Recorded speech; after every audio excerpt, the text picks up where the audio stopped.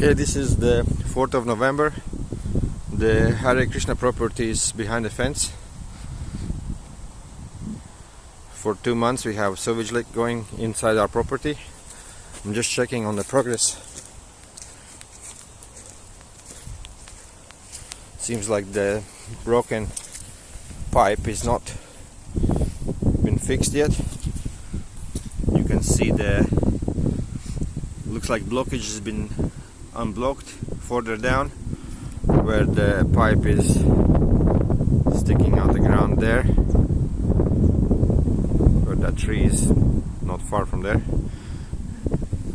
And seems like the sewage traffic is going forward, so obviously they unblock it, but they need to repair this broken pipe here.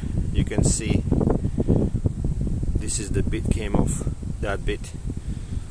It's just 2x2 pipe.